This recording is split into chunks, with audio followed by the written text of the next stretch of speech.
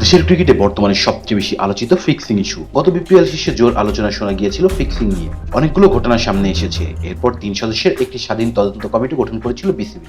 একটি প্রাথমিক রিপোর্ট তৈরি করেছে তদন্ত কমিটি, সেটা নিয়ে চলছে আলোচনা। এরই মাঝে দেশে এসে পৌঁছেছেন আইসিসির দুর্নীতি দমন বিভাগের সাবেক কর্মকর্তা অ্যালেক্স মার্শাল। বিসিবি নিয়োগ দিয়েছে তাকে। আনুষ্ঠানিকভাবে দায়িত্ব নিয়েছেন অ্যালেক্স মার্শাল। দায়িত্ব নিয়েই জাতীয় দলের ক্রিকেটারদের সঙ্গে সেশন করেছেন তিনি। এরপর মার্শাল জানান, বাংলাদেশ ক্রিকেট থেকে দুর্নীতি দূর করতে তিনি বদ্ধপরিকর। বিসিবির পরিচালক ও কর্মকর্তাদের সঙ্গে বৈঠক করেছেন মার্শাল। সেই বৈঠক শেষে সদ্য নিয়োগ পাওয়া বিসিবির দুর্নীতি দমন ইউনিটের এই পরামর্শক বলেছেন, সবখানে এখন ফ্র্যাঞ্চাইজি লিগ হচ্ছে, যেখানে সহজেই দুর্নীতির সুযোগ পেয়ে যায়। বিপিএল জনপ্রিয় একটি লিগ, এখানে সবকিছুই হতে হবে উঁচুমানের, পেশাদার ও সুরক্ষিত। বিশ্বের যে কোনো জায়গাতেই ফ্র্যাঞ্চাইজি লিগ সুরক্ষিত হওয়া উচিত। বিপিএলেও এটি নিশ্চিত করার জন্য আমি কাজ করব।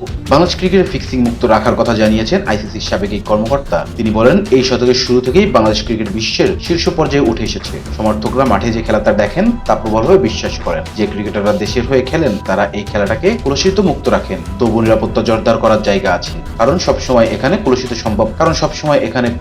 সম্ভব থাকে। পুরো বিশ্বেই জুয়ারিরা সুযোগ খুঁজে বেড়ায়। তারা চেষ্টা করে খেলোয়াড়দের হাত করতে, যাতে তারা ভালো না খেলে। বিসিবিতে নিজের কাজ নিয়ে মার্শাল বলেন, আজ আমার প্রথম দিন। খুবই গুরুত্ব সহকারে আমাদের সভা হয়েছে, যেখানে সবার সমর্থন পেয়েছি। সমর্থকরা যেন সঠিক ক্রিকেট খেলাটা দেখতে পারেন এবং খেলোয়াড়রা যেন সুরক্ষিত থাকেন, সেদিক আমার মনোযোগ থাকবে। ইতিমধ্যেই কাজ শুরু হয়ে গেছে। আমি বোর্ড ও প্রেসিডেন্টের সঙ্গে কাজ করছি। 3 থেকে 4 সপ্তাহের মধ্যে নতুন করে সব সাজিয়ে বোর্ডকে জানাবো। তবে দীর্ঘস্থায়ী শিক্ষা ও সুরক্ষা প্রয়োজন। তাই সবাইকে প্রয়োজনের সেই বিষয়গুলো শেখাবেন মার্শাল। তিনি বলেন, আমি নিশ্চিত করতে চাই বাংলাদেশের হয়ে যে ক্রিকেটাররা খেলেন তারা যেন সুরক্ষিত থাকেন। প্রেসিডেন্ট, সিইও ও বোর্ড মেম্বারদের সঙ্গে আমি কথা বলেছি। তারা আমাকে আকণ্ঠ সমর্থন জানিয়েছেন। আমরা ইন্টিগ্রেট ইউনিটকে নতুন করে সাজাবো। আমাদের লক্ষ্য হলো সবাইকে দুর্নীতিমুক্ত রাখা, যাতে তারা বুঝে কি করতে হবে। তারা যেন সচেতন হয়ে ওঠে এবং দুর্নীতিবাজরা সুযোগ করতে না পারে।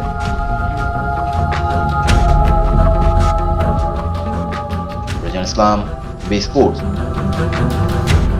Please subscribe our channel to get more information about Sports World.